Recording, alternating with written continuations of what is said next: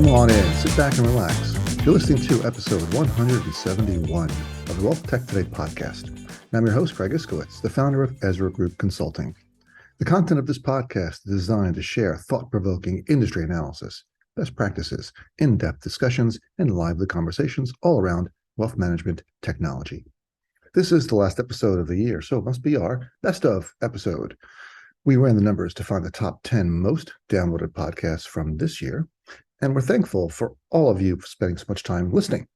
That includes everyone around the world, as we have people downloading from over a dozen countries, such as Canada, India, the United Kingdom, Germany, Ireland, Australia, and Hong Kong, Singapore. Our crack podcast team has pulled a clip from each episode of the top 10, and I recorded a short intro to each for you. And if you enjoy these clips, I'd recommend going back and listening to the full episodes because there's a ton of terrific content there. If you are an executive at an enterprise wealth management firm and you're having issues with one of your software platforms, then you need to call Ezra Group. Our consulting team has decades of experience with all aspects of wealth management technology, data, and operations. Whether you're looking to optimize an existing system, revamp it, integrate it, or replace it entirely, Ezra Group is the first call you should make. We help firms exactly like yours make the right decisions regarding their technology for smooth front to back office operations. Go to EzraGroupLLC.com for more information. I'm going to squeeze in a quick housekeeping note before we start. Be sure to subscribe to WealthTech Today wherever you listen to podcasts so you don't miss future episodes. And the outlets where this podcast is being distributed has grown over the years and now includes not just Apple Podcasts, but also Amazon Music, Audible.com, and Spotify. And now, let's kick this thing off. Our next clip comes from episode 139. The Connective Tissue Between Processes and Technology with Matt Rayner, co-founder and CEO of Benjamin, which was published in April. Benjamin is a workflow automation engine that looks to connect wealth management technologies together to eliminate manual tasks. It's a great goal. We all hate manual tasks.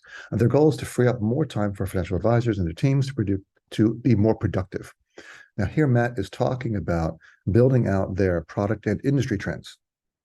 Now, that's a little bit more than what you were saying before. When you mentioned you're a system that does meeting scheduling, meeting prep, onboarding. Now you're getting into more analytics when you talk about leveraging the reporting engine to be notified about accounts that haven't had a meeting in a while with cash balances over a certain amount. That's a whole different type of value. Yeah, and really that's just kind of a natural progression of where our software is, right? I mean, we've been building the software on the guidance of our clients of learning what they're doing. We come from one RA, but we do things one way, and other RAs do things slightly different. And we've continued to evolve the platform, and it's just a natural progression, right? We get the foundation of being able to execute on tasks, and everything that we execute on, which we can dive into, is all based on how a human works, right? We made it very intuitive. And so once we got that working and we were able to execute on those simple things, like a task is due in the CRM, go do X, inside of somewhere else, or a meeting is coming up in the calendar, go do X and Y in the CRM and via text message. That's the foundation of kind of the connective tissue or what the category is called a business support system. That's the foundation. The next layer up is saying, okay, well, now we have all this data, right? So can we do some analysis on this data to then go and take action on that information? So step 2 is, well, let's start doing reporting and delivering it to the advisor based on these different data points and the different reporting. And then the next step is taking action on that data. So all of the contacts that come in that have more than $15,000 in cash and haven't been met with in 6 months, maybe one advisor wants Benjamin to go start the schedule meeting workflow for them, and he'll go and start and schedule the meeting proactively. Maybe he wants to get approval on meetings from them or create a task inside the CRM to schedule, and the advisor can go in and determine whether he really or she really wants those meetings scheduled. Or it can go and create a task for the trader for all of those contacts, for all of those accounts, to get some money put to work in those accounts. And so that is now starting to create this really augmented arm that, yes, you can do that today, but it takes time. I always relate where we are in automation in this industry to the concept of bill pay in the past, right? So if you think about online bill pay, if you think about before online bill pay, how we wrote checks and paid bills was we would get the bill in the mail, we'd open our checkbook, write the check, address an envelope, stamp it, and walk it to our mailbox. The big innovation in bill pay before online bill pay was they put the pre-addressed envelope in the bill for you. So they eliminated one step. You'd write the check, you'd put it in the pre-addressed envelope, you stamp it, you take it to your mailbox. That didn't take that much time. That was 1 or 2 minutes of time. But then online bill pay came, and when online bill pay came, there was a lot of questions. How are they going to know how much to send? How do they know who to send it to, et cetera? And how's the service provider going to know it's from me? And there's 3 groups of people. The one group that was all in, the early adopters, as we call it in the technology world. Then you had the other group that was fearful, not fearful because they would never use it, just fearful because it's like, this is so new. And then you had this other group that was pushing back and saying, that task only takes me 1 or 2 minutes. I can already do it. Why would I ever want to use online bill pay? And as we now know, the majority of Americans use online bill pay to some extent. And those 1 to 2 minutes that it was taking them is filled with something else, more productive, more enjoyable, whatever it may be. But when I use that example, I use that because I think that automation in our industry is at the early stages of online bill pay, where instead of, people are worrisome about how are you doing that? Or I can do that already in my system. Why do I need someone else to do it? Well, the reason is because our value add as individuals or humans in a wealth management firm is to build and deepen relationships and talking to people. And if we're not doing that and we're doing other things that are keeping us from that, we only have a limited amount of time. We need more time to do what we're great at. And what we are great at in this industry is building relationships. And that's something that I don't believe technology will ever be able to do. And so what we're trying to do is, basically build bill pay, but instead of connecting service providers and banks, is we're connecting processes and technologies. And instead of paying bills, we're executing on tasks. And that's what we're focused on right now. The technology is trying to take over relationships. All the algorithms and social media trying to tell us who to talk to, who we like and who we don't like. So it's slowly getting there. I think that technology will continue to push the envelope there, and it's telling us who to talk to. But I don't know. And maybe in 10 years, 15 years, I'm a big proponent of technology. I'm a big proponent of virtual reality and how I think it can influence our industry in a very positive and meaningful way. And so I'm not, one of those old school people. I am very kind of on cutting edge on that side.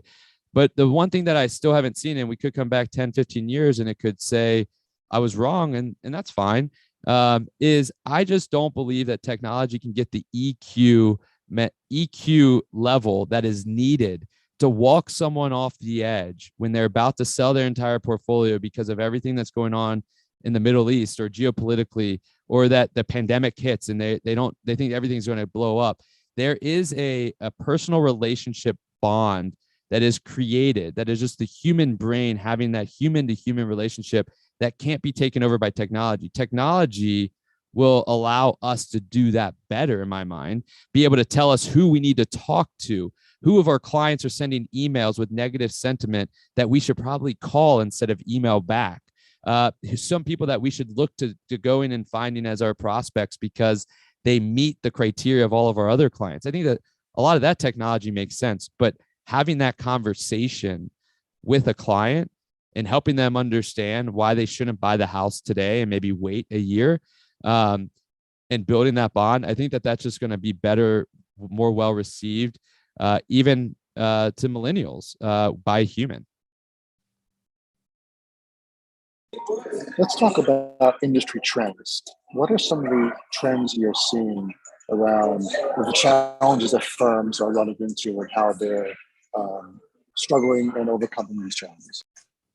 Yeah, I think that, I think that there's a trend happening in the space right now with this, it's with this generational shift, not of wealth, but just generational shift of ownership and leadership in wealth management firms. RIAs have been around for a while. One of our RIAs has been around for 25 years. But a few years ago, we went from Gen 1 to Gen 2. And how Gen 1 built the firm is very different than how Gen 2 does. And Gen 1 came in as an entrepreneur sales individual to help grow the firm because they were going from nothing to try to make something. And they made something. And along the way, they wore a ton of different hats. And they were basically the advisor, the operations, the compliance, the front desk person, everybody. And that's just the way it was. And nothing was documented. Nothing was kind of put into place. And that is different. And they were kind of the rainmaker. But now they brought up this whole Gen 2 that was basically just servicing everything that they were bringing in. And that's a challenge because now what's happening is you're going from Gen 1, who is the rainmaker, who had the entrepreneurial mindset of growing the firm that way, to Gen 2, which was the servicer. But now the servicer has to become a rainmaker. And you have to figure out how to continue to instill the same client experience and the same processes. And these firms are struggling with creating processes and documenting them so that they can create, I always think back to the book, The E-Myth Revisited, right? The franchise model, basically the ability to plug and play people in that do it the same way every time so that client experience is consistent. And we are on the, about to see a huge shift in generational wealth, which, yes, everybody talks about, well, now you're going to have to serve millennials. But the thing that they're not talking about is that there's going to be more people with wealth than there are today, right? You think about a family that you're serving today as a wealth manager that has $3 million. If they have 2 kids, now that goes from a relationship that's 1 for 3 million to 2 families that have 2 different needs and demands that each have $1.5 million. And your revenue hasn't changed, but now you need to serve more people. And that becomes a challenge. And so in order for us to be able to serve more families, we have to become more operationally efficient. And to get more operationally efficient, we have to have documented processes and standardizations. And we're also going to have automation.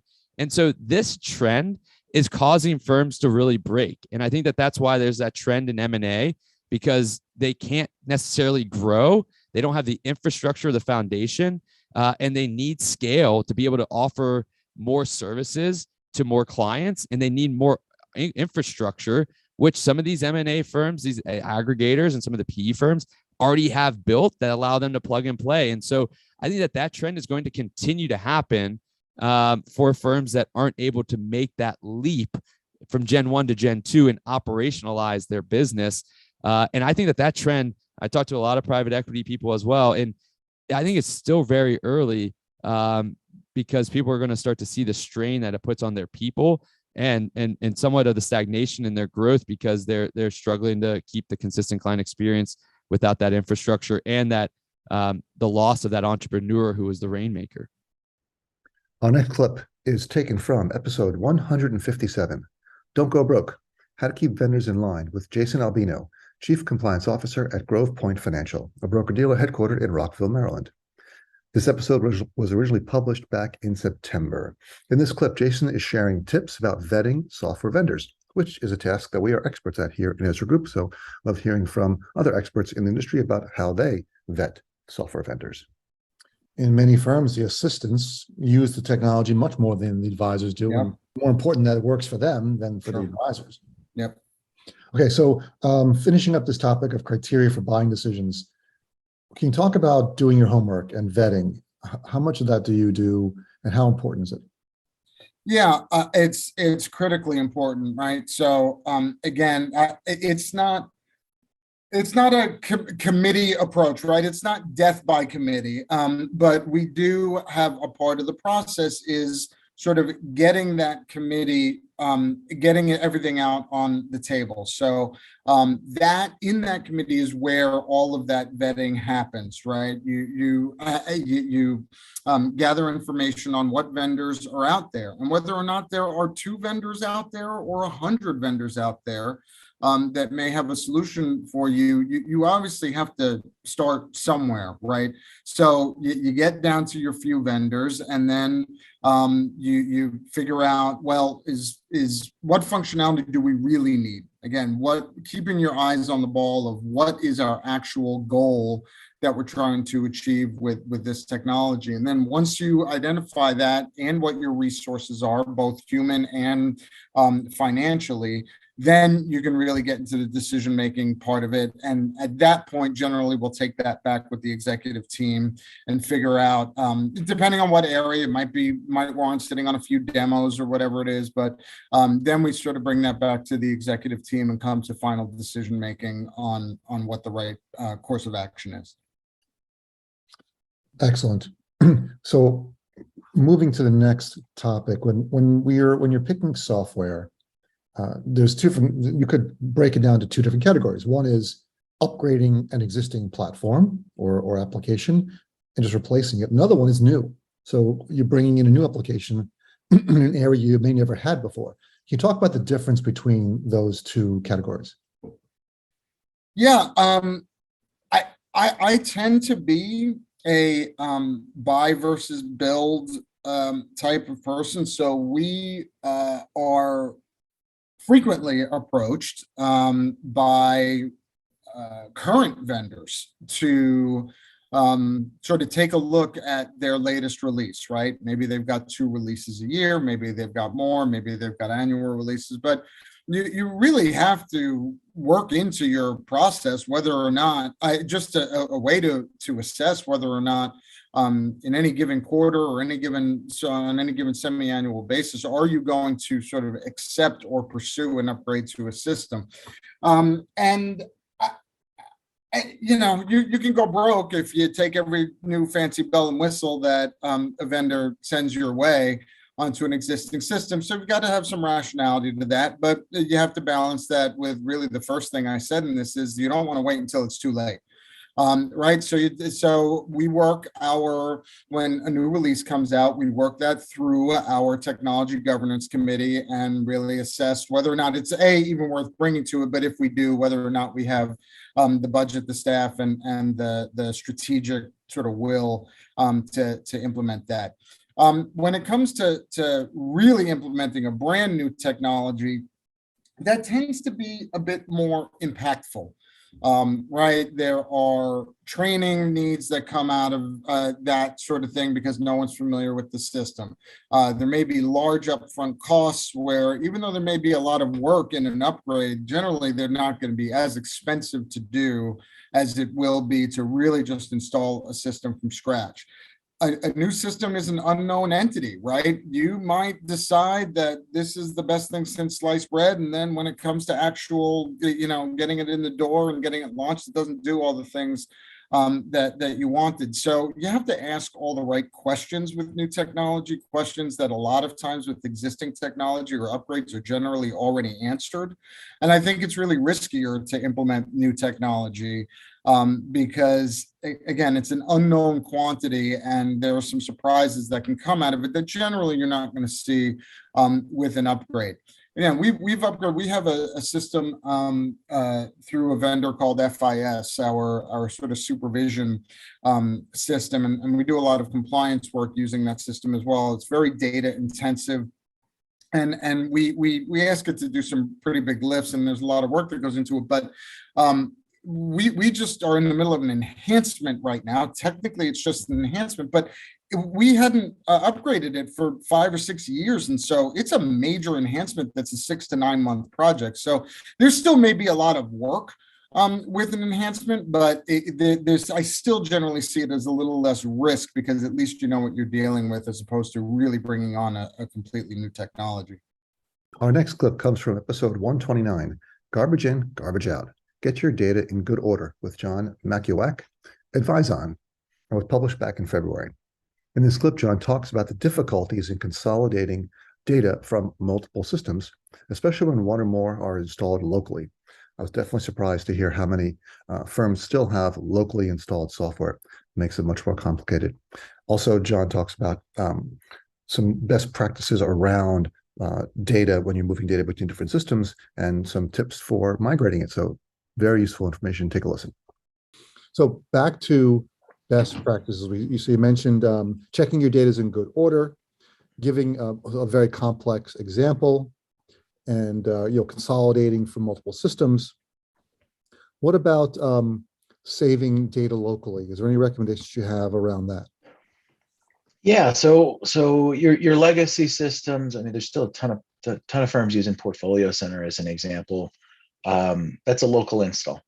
There's some other legacy systems out there. Everything's cloud-based now. So there's really two best practices. One, on the front end, any potential engagement, ask about what does your offboarding file look like? We've all got multi-year contracts at this point.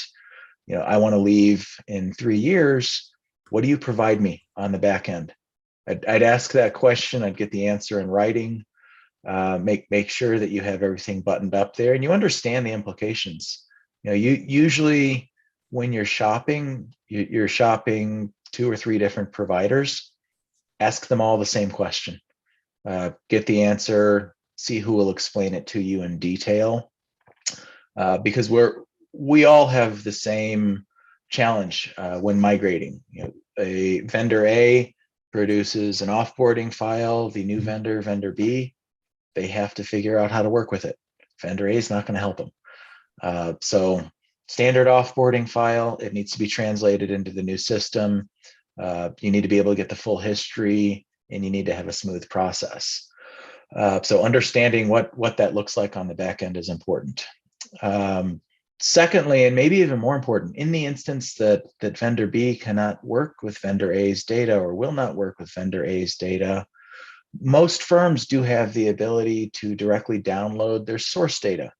Source data is going to be your custodial files.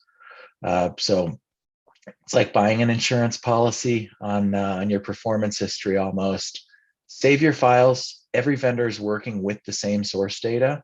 So worst case, you won't work with this offboarding file. There's a limitation on the offboarding file, whatever it may be. We can always go back and reload the custodial files so long as you save them. Now you have to do that yourself. You cannot rely on the custodians. They all have different timeframes, different policies around data retention. So I would just say set up an automated process, save the files locally. You don't need to do anything with them, but in the event you need them, you have them. It's also really important that there are no gaps in that data. So the process needs to be daily, and you need to have an appropriate check in place, however frequently, to ensure that there's no disruptions. You can usually go back at least a few weeks or a few months to grab historical data, but you could be cut off at some point. So it's just important to make sure you don't have any gaps in the data, or else you have an issue. So firms should talk to their IT staff about creating a script, some sort of simple automated process to pull the custodial files and save them off. Potentially the IT staff needs to be involved. Depending on the custodian, it could be just a few clicks to set up the automated daily download process and just map it to a particular folder. Doesn't have to be overly complex. And nowadays, with even our cloud storage is so cheap, everyone with a OneDrive and Dropbox, I know OneDrive gives out 1 terabyte free for every user. So that's more than enough space. They do. These are not huge file sets, and storage is free or cheap. And just from a best practices perspective, it's something that I recommend all the time. Excellent. And as you mentioned, you don't want to wait because each custodian has different time frames that they allow you to go back. Whereas Schwab might be 2 years, Fidelity might only be 90 days. So if you forget and you're past 90 days, you're not going to be able to get those files. Correct. So it's always a good idea. I don't know that any approach is right or wrong on the custodial end, but the firms should take responsibility for their own data there. Direct business is another one. DST. I'd say most firms have DST in place, and for that data, they don't have any history that they save. You start it up and connect the sources into DST, and you need to start saving that. So save you DST files as well. Any source data that you want to get into a system potentially in the future, make sure that you have the source data. So with Advizon and all our contemporaries, we're all doing the data management for our users. We certainly are saving it. We provide an offboarding file, but users should always take that into their own hands, because at the end of the day, it's their performance history that they've worked hard to achieve. So one of the best practices you mentioned was sending your most complex client. And you said, don't take shortcuts. Can you give me an example of a shortcut you've seen someone take that caused them problems? I would say if you automate too much for onboarding, or put it in the user's hand. I mean, on the surface, a CRM migration seems like a pretty straightforward thing. Last name is last name. Having done our migration of our sales and marketing database myself, I know that there's a lot more involved there. There's customizations. So leave yourself enough time to get that done. I don't think these things can be fully automated. So that's why our team on the front end of these, we ask, give us something that you think is going to cause an issue. Let us look into it and address it appropriately on the front end, rather than try to pass off the project as delivered and then spend time going back and forth when you're expecting to be using the system. So the automation is a double-edged sword. That's for sure. Yeah, we've seen that as well. I'd like to take a break from this episode to talk about one of our sponsors, the Invest in Others Foundation. The Invest in Others Foundation is a charitable foundation that helps charities which are supported by financial advisors.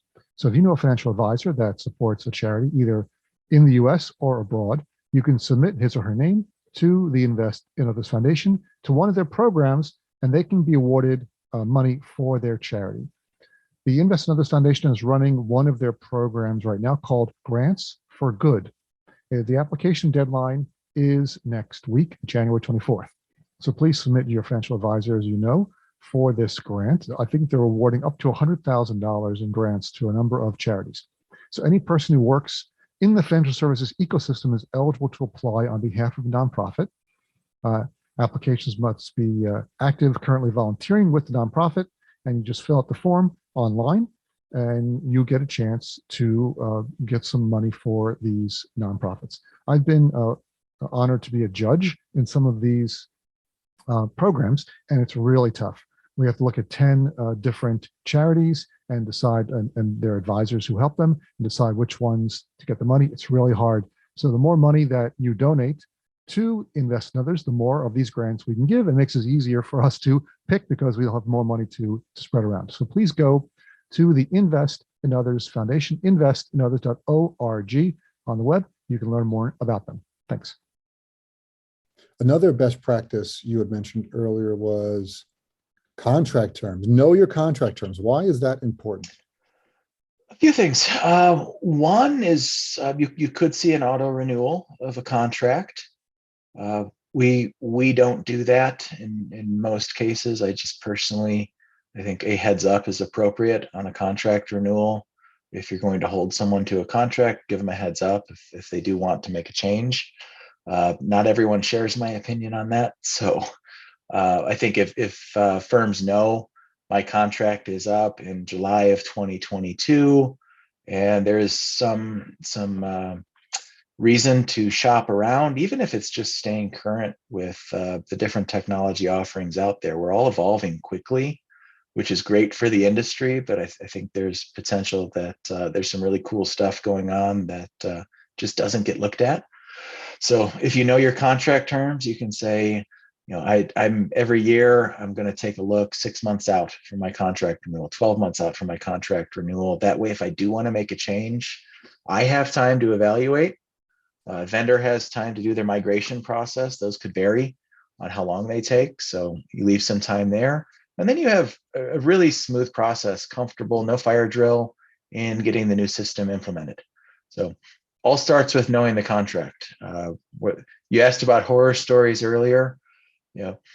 my contract is up in four months, and I have to give a 90-day notice to my current vendor.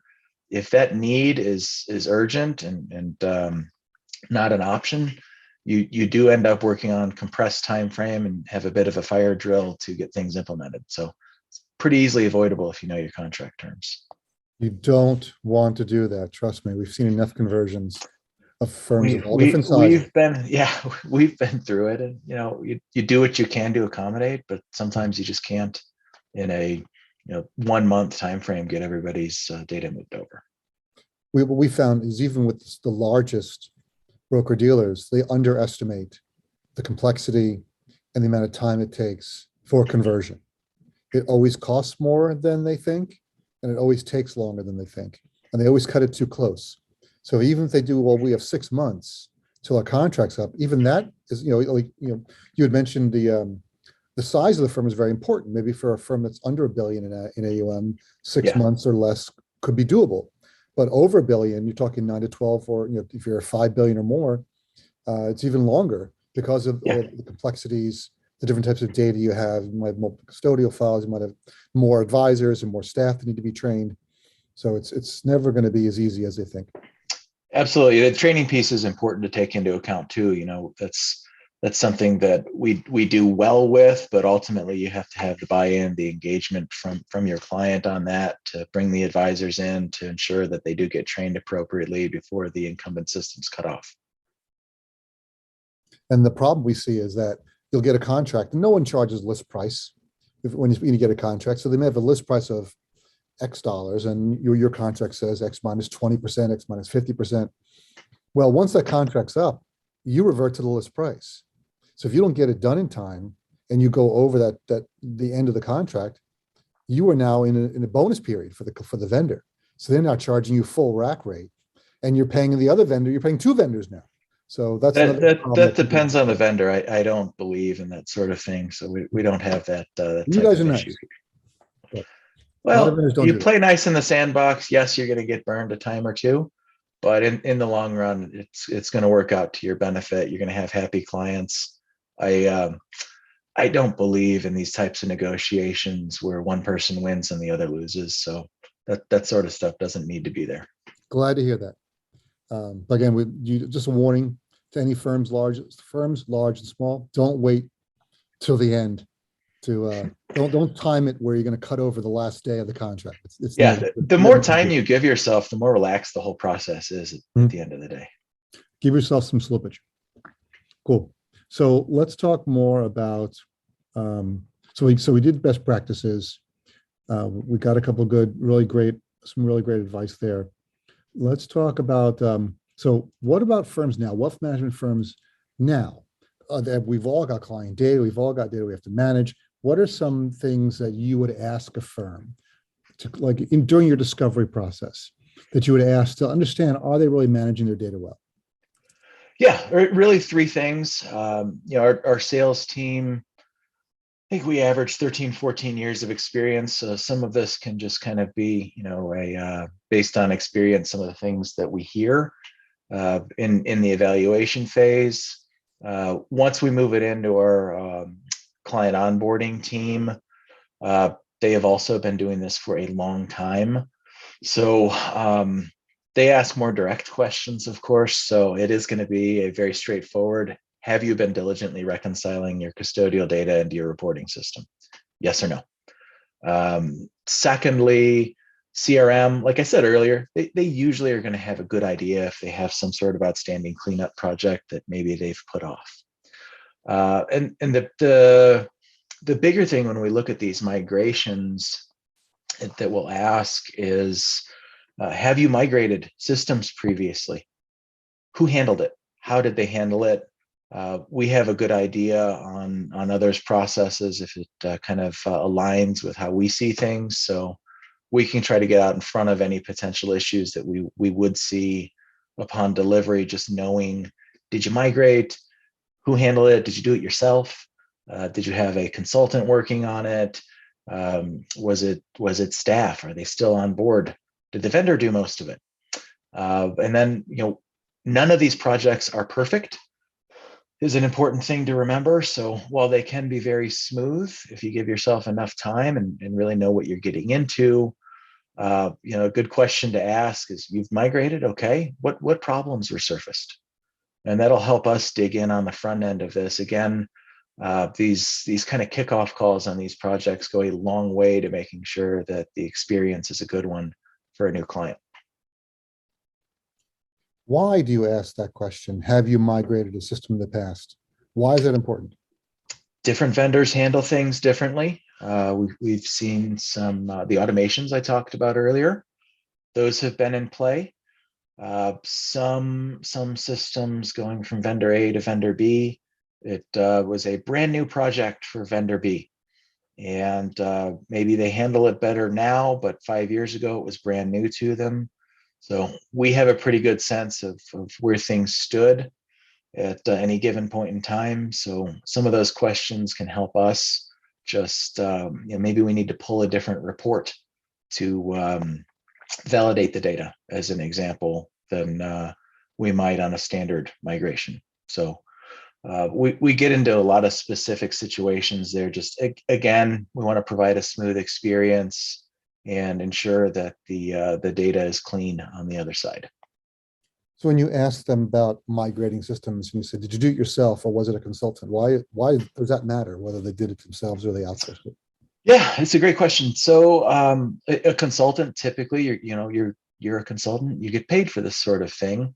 I don't know if you're doing data migrations or not. Don't badmouth consultants, man. Know your audience. I'm promoting consultants is what I'm doing. Read the room. It's not a bad thing to have someone with the data expertise working on your behalf. Advisors are doing relationship management, portfolio management. Many of them are managing their business, managing staff. So the ins and outs of data, if you can involve an expert, huge plus. So big plug for consultants working on this stuff to ensure a good process. If they did it themselves, it's not necessarily a bad thing, because that's, consultants not going to know their client base as well as they do. So those duplicates, the example with my family, advisor's going to know that off the top of their head. You're going to need to ask.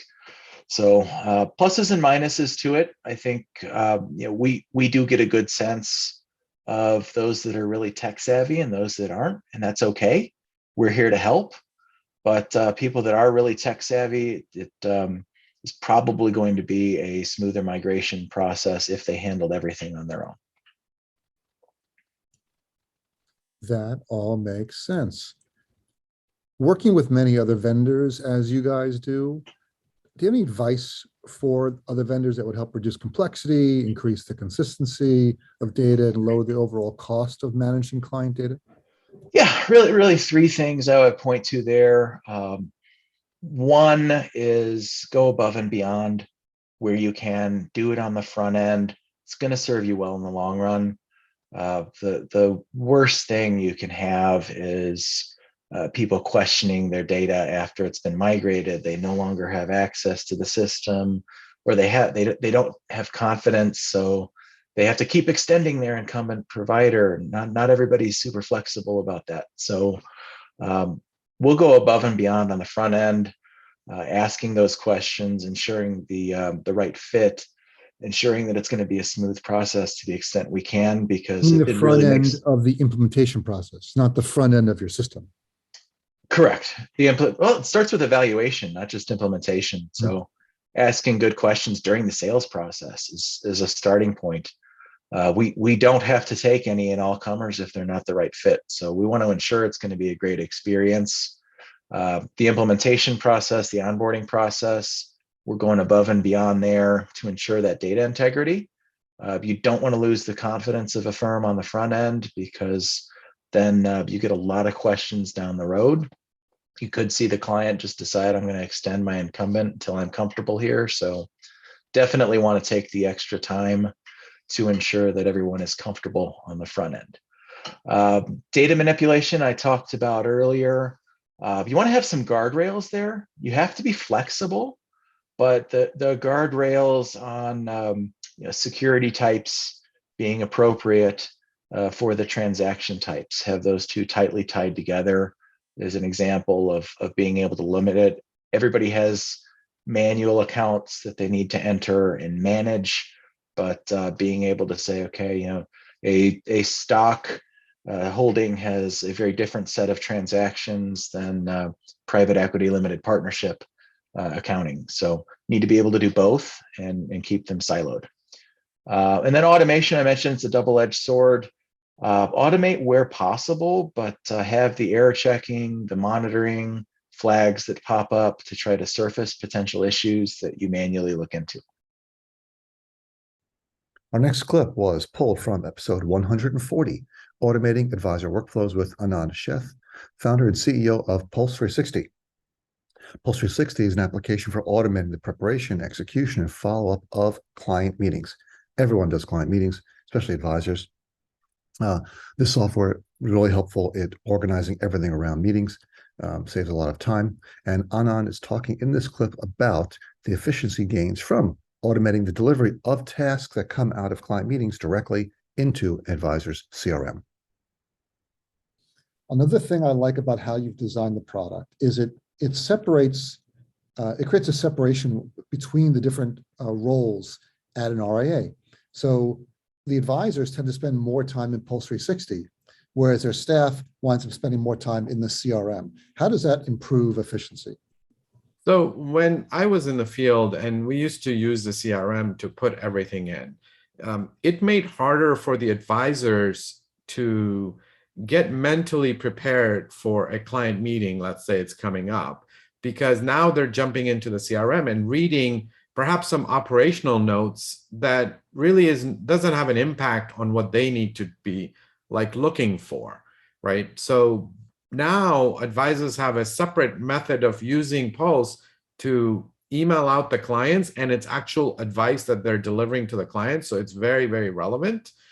It's not necessarily operational things. Let's say, an ACAT failed and we're resubmitting the paperwork. That's not as critical as this client has a goal or, wants money for vacations or what have you, right? So advisors end up using Pulse because of that reason, but because of our integration, we send all the notes back into the CRM. So CRM still hold all of that data. So the operational team, they're processing tasks, calendaring, workflows, all of that. They can have a full context still because they can read all the notes that are generated in Pulse. Exactly. So it gives everyone access to everything, but it's just so much easier to generate that information in Pulse and send it to the CRM rather than vice versa. Yeah. How does so another thing I wanted to mention was you have a content library, a collections library, you call it, of all these auto-created agendas for meetings. Can you talk about that and how that is going to benefit advisors who are using Pulse 360? Yeah, so I know advisors, I've worked with them for 2 decades now. I was myself one. We always want to write things our own way, right? However, when you take a step back and look at the world of financial advice, I like to use the analysis of a soup. The soup can have various different ingredients, but if we're all making the same thing, we all have the same ingredients, right? We know about Roth conversions as a recommendations, life insurance, model changes, aggressive versus conservative. Our tool set of the ingredients is the same across all advisors. It's how we mix it together for every client that's where it's different.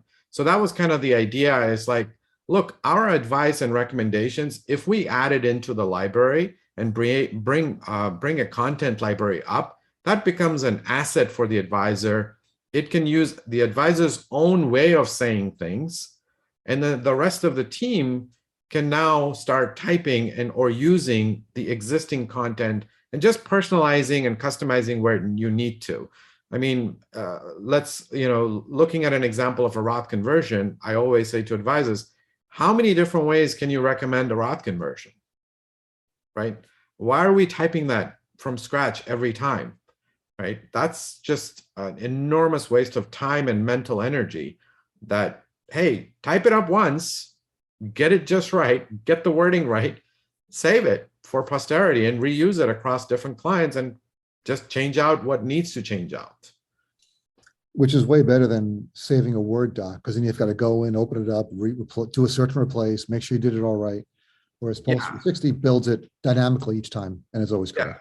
And you mentioned scalability, right? So this is a classic example of scalability right here. So when I was in the field, I would write these follow-ups, and then my advisor would come in and change it up. That was actually why the original idea came across of building this, is because I spent my time writing it up, and then he changed it up because I didn't say things in his way. Well, now advisors can put their words in, and now you get scale, because you can now tell your team or junior folks to actually at least draft the first version of your follow-up email, and you don't have to spend there writing that. That's another version of a scale for your practice. Absolutely. Okay, so we're running out of time. I want to get one more question in. Another great use case for Pulse 360 is automating the annual client review. Can you talk about how it works and what's so great about it? Yeah, so I understand the value that all the advisors are delivering to the clients. Advisors understand that, but clients, as I mentioned at the beginning of the show, tend to forget what we're doing. So what we have done is to say, look, if you're able to generate an annual summary for all the work that you've done throughout the year in less than 10 seconds, that would be hugely valuable for you as well as to your clients, that you can send them an email saying, hey, client, great working with you. Thanks for your trust. Here's everything that we've worked together to help, achieve whatever the different goals may be for them. So it's I think, a fundamental and a critical component for financial advisor practice. Naturally, it takes a year's worth of work that you do within Pulse to be able to generate that for you, right? But you could do it for any time frame. You can even go back through time if you needed to. That's how we've built the whole platform. That's the key I wanted to bring out, that it's going to pull all the data you need from many previous meetings into that client annual review automatically. So once you set it up that way, you automatically get the last 3, 4, however many meetings you want to bring in. You don't have to do it manually. No more copying and paste. No more searching. Where did I put that meeting note? How do I get to it? It just does it automatically. That's correct. Yeah. Which is going to be another huge time saver, because advisors need to meet with every client every year. At least you got 150 clients. That's 150 hours or more saved using Pulse 360. And our final clip from the top 10 most downloaded episodes of 2022 of the WealthTech Today podcast is, drumroll please, episode 126, the 3 biggest pain points of platform consolidation, with Molly Weiss, head of product for wealth platforms for InvestNet. This episode was published way back in January, and here in this clip, Molly is sharing some of the challenges she has run into when consolidating multiple platforms. Yeah, we're happy with the 49ers beat the Cowboys. That's a good thing. It's a good thing. In New Jersey, we're all happy. Whether half New Jersey is Giants fans, they're happy. The other half is Eagles fans, they're happy. So good job. Yeah. Good job, 49ers. We can Right. talk football all day, but we're gonna skip that, and we're gonna move on to platform consolidation. That's the theme for January, and that's why we brought you. Your leadership in the industry and your experience and your work, we've always admired. So let's talk. Let's just dive right into it. So can you share with us some of the pain points or some of the challenges that you've run into with platform consolidations in your experience? Yeah, I've been a part of many. InvestNet helps support both RIAs and broker-dealers through platform consolidations, and the industry's been so acquisitive that there have been a lot due to acquisition that we've been a part of in the last, few years, and definitely in the last year. The pain points, it always seems to center around, what the advisor's experience is and what's most disruptive to the advisor. And what I think advisors find most disruptive is anything that affects their billing or the way that clients, see the fee schedules or the billing that they might be presented with. And that is often a major pain point. And then also, often sort of the back office processes get disrupted, even though ultimately the goal from consolidation is usually to streamline service, to streamline back office processes. I think the bumpiness of getting there sometimes is really disruptive to the advisor. So those are some of the pain points that we've seen in the past. Yeah, we've seen the same thing. We work with broker-dealers and who are doing acquisitions and need help consolidating, as well as working with PE firms that are investing, and then they're rolling up or they're bringing firms together. So yeah, acquisitions is the biggest driver of these platform consolidations, because the firms all want to get to growing again faster, and the multiple platforms are in their way. So what are some of the best practices you recommend if you were talking to a room of broker-dealer CTOs or CIOs? What are some of the best practices you recommend for getting the platform consolidations running as smoothly as possible? I mean, obviously planning is key. So it really all does start with planning and having a really kind of thoughtful strategy. I definitely recommend, understanding things like the way that the advisors are using, programs on the platform and looking for ways to simplify the options that are available to them. So, we see the UMA being leveraged a lot more heavily in the past, so that it reduces the complexity of sort of the configuration and implementation of technology to support advisors' investment solutions or the investments that they're proposing to clients. So really looking for ways to simplify the choices that the advisor has to make, really kind of thoughtful planning around that. And then I mentioned billing before, understanding all of the ways that advisors are configured. And sometimes that's, the biggest undertaking of the whole process of doing platform consolidation. It's just going through and understanding all of the flavors that have been implemented on the multiple platforms over time. And I definitely recommend things like, focusing on something like billing and fee schedules to get that process really well understood, and then a good strategy for how you bring that together into something cohesive and then roll it out to your advisors. Those are, two places where you can, I think, reap the benefit of some strategic planning ahead of time. Billing is huge. We're doing a billing project right now.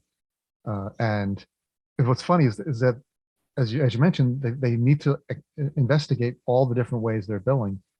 Most firms don't know, because it's hidden away. The firms that have been in business for 20 years or more, they have so many different billing options, so many different tiers and levels and ways they do things, one-offs, and as you mentioned, edge cases, exceptions, and everything's an exception. I mean, we've been doing billing projects since 2009. Was our first billing project, and yeah, the level of complexity is tremendous. And one, as you mentioned, understanding all the ways advisors collect fees. We do a big like a current state assessment. We go and look at interview the accounting people and the ops people, and and all the different groups that are involved, and we start finding stuff. And we're doing all these workflows. Like, did you know they do this? Did you know they do that? Did you know they take checks? Did you know they do all these different things? So you hit the nail on the head there. Yeah, and I think so. Your comment there about interviewing advisors and understanding how they run their practices, I think that one can't be underestimated, because I just feel like so often, that there's an assumption about the way advisors are using technology to facilitate their client engagement or to run their practices, and we're not always right in the way that we're making those assumptions. And so spending time really understanding those practices, and we tend to group things based on how much AUM an advisor might have, or what their specific investment preferences are for clients. But I think ultimately it's really getting a better sense of how they're using platform technology to manage their business, so that you handle those edge cases and you create streamlined processes for that new consolidated platform that you're trying to roll out. And that's a wrap. You made it to the end of the episodes of 2022. Thank you for listening. Before I go, please go to EzraGroupLLC.com, scroll to the bottom of the homepage, and sign up for our newsletter. Once a month, you'll receive an email chock full of wealth management goodness, news, updates, tasks, all kinds of things. You will not be disappointed. Thanks for listening. See you all again next year.